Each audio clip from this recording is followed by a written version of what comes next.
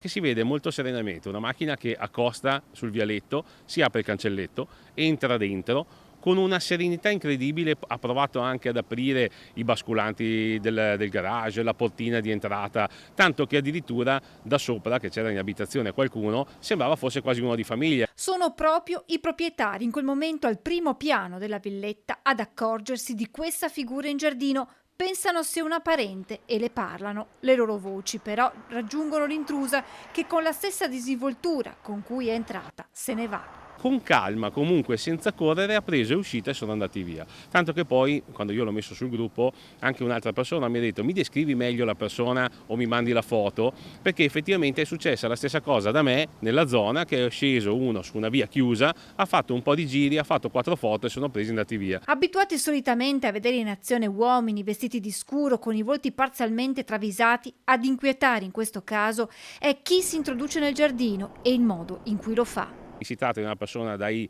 60-65, brizzolata, vestita anche normalmente bene, quindi non con vestiti particolari che possono richiamare a qualche particolare cosa, e con una serenità, come se fosse la classica nonna che mi entra dentro in giardino con tranquillità. Quindi anche secondo me, anche nei vicini, vedere qualcuno che mi entra così, che si apre il cancello, che va in giro, non desta sospetto, perché non c'è una cosa furtiva, è proprio la luce del sole. Quindi potrebbe essere un nuovo modus operandi dei malviventi? Io ho il timore sì grave, perché ormai loro sanno, è trita e ritrita, che il rischio è praticamente zero ormai, soprattutto in una situazione del genere quasi non c'è frazione, no? Perché il cancello era aperto, quindi uno può anche dire sì ho sbagliato. Una nuova frontiera dei ladri per passare inosservati o per studiare le abitudini dei proprietari per tornare a colpire nel momento più opportuno.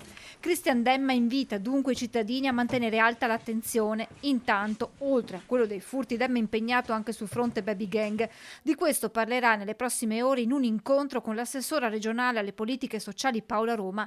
Tra le varie proposte che avanzerà in questa sede anche quella di distribuire nelle scuole, ad iniziare dalle medie, agli studenti un vademecum con i comportamenti che i ragazzi dovrebbero tenere in caso si trovino a tu per tu con un ladro nella propria abitazione. Quanti casi abbiamo visto di ragazzi da soli a casa che si sono trovati i ladri dentro, e quindi è giusto impartirgli un attimo di idee di come devono comportarsi per non farsi male o non creare situazioni sconvenienti.